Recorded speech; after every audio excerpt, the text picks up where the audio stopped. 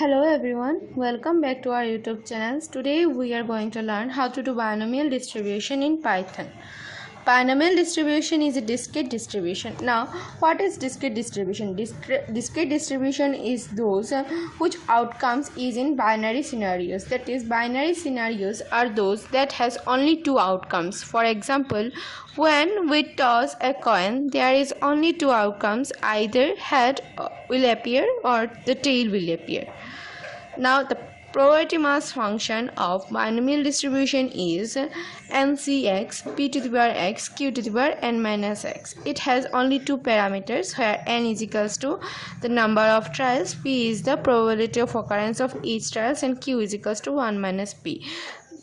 Values of p and q should lie between 0 and 1. Now, the question for fitting a binomial distribution is given below. Now let's get started.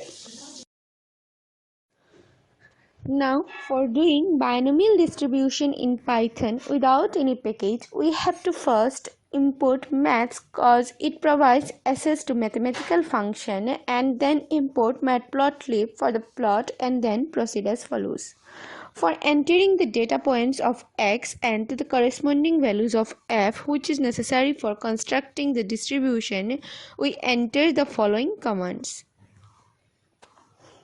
Next, we prompt the user to input the number of observations and then run the following commands for deriving the statistical measures such as mean and variances. Here we use the command for I in range n to create a loop that iterates n times, that is, I takes the values 0 to n minus 1. And since we all know the formula for the mean is summation of fi xi by summation of fi, thus we calculate summation of fi xi and summation of fi and then summation of fi xi square for the variances by using these commands. Next, we compute the probability p and q based on the calculated mean. We ensure that these probability fall within the valid range of 0 to 1, which is essential for a proper binomial distribution.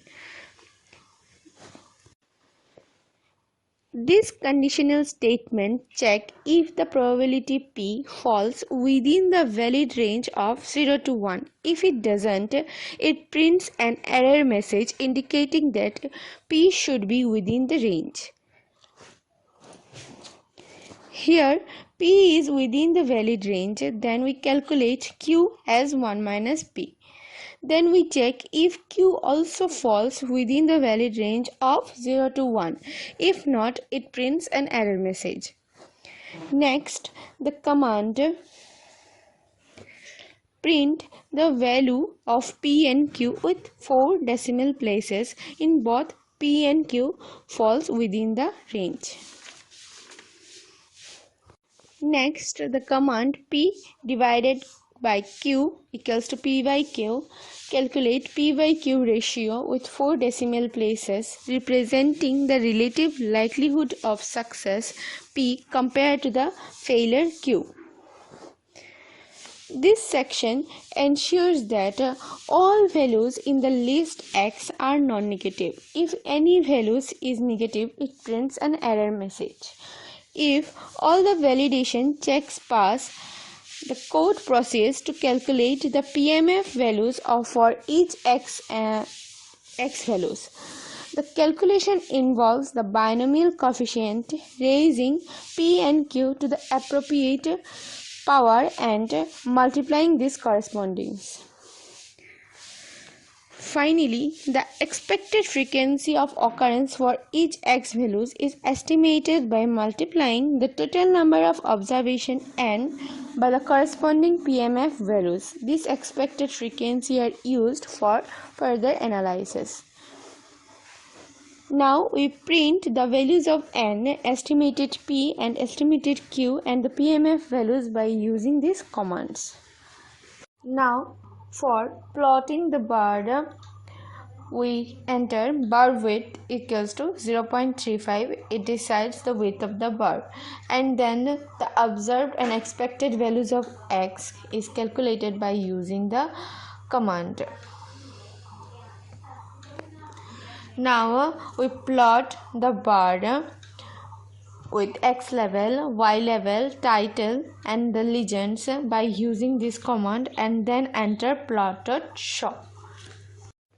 Now we run the entire commands and then enter the number of observation. Here in our case it's 6, and then press enter. Enter the first value of x is 0, and then the corresponding values of frequency is 2, and then similarly enter the second values of x, it is 1, and the corresponding values of frequency 14, and then proceed as follows. Now after entering all the 6 values and their corresponding frequencies, we click on enter and get the values of mean, variances, p, q and p by q, and then the PMF values, and then the expected frequencies for x naught, x1, x2, x3, x4, x5, and the number of trials, and lastly estimated parameters p and q, along with the bar diagram, observed frequency and the expected frequency.